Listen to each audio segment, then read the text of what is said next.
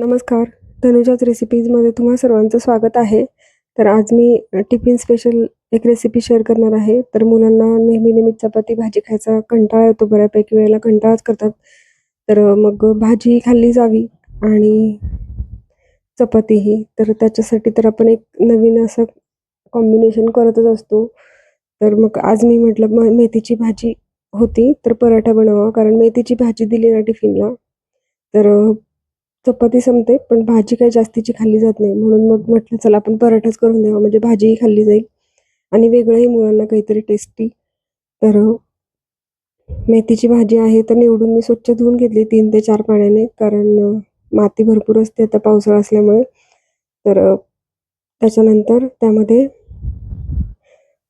पीठ घेतलं गव्हाचं, त्यातली थोडीशी भाजी काढून ठेवली, कारण मला कणिक थोडी जास्तीची मळायची होती आणि या भांड्यात एकदम जास्त कणिक मळली गेली नसते, म्हणून मग मी 2 वेळेला मळून घेतली आणि मग एकत्र केली. तर गव्हाचं पीठ घेतलं, त्यानंतर त्यामध्ये चवीपुरतं मीठ, हळद, धने पावडर, त्यानंतर जिरं, लाल तिखट आणि साधारणतः 1-2 चमचे इतकं डाळीचं पीठ टाकलंय, ज्याच्यामुळे अगदी छान खुसखुशीत पराठे होतात आणि टेस्टीही लागतात. आणि सगळ्यात शेवटी पांढरे तीळ घेतलेत आणि आता हे मी थोडं पाणी ॲड करून छान कणिक मळून घ्यायची आहे. तर बघू शकता तुम्ही, मी 2 वेळेला मळून मग परत एकत्र छान मिक्स करून घेतलं. तर त्याचे पराठे लाटून घेऊन अगदी चपातीसारखंच मी लाटलंय.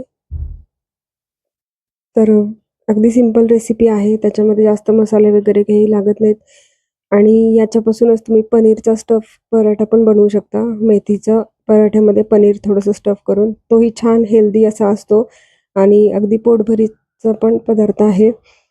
तर कोणत्याही चटणीसोबत, टोमॅटो केचपसोबत तुम्ही हा पराठा देऊ शकता किंवा भाजीसोबतही छान लागतो.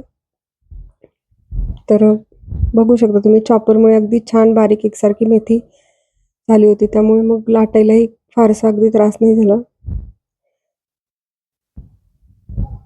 तर कधी-कधी मी मेथीची पेस्ट करून पण छान असा पराठा करते. त्याच्यामध्ये गव्हाचं पीठ मिसळून तोही पराठा खूप छान होतो.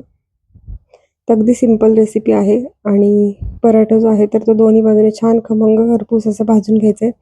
तेलावर किंवा तुपावर भाजून घ्यायचा आहे. मी तेलावर भाजते आणि मग टिफिनमध्ये जेव्हा भरते ना मुलांच्या, तेव्हा मग त्याला थोडंसं तूप लावून देते.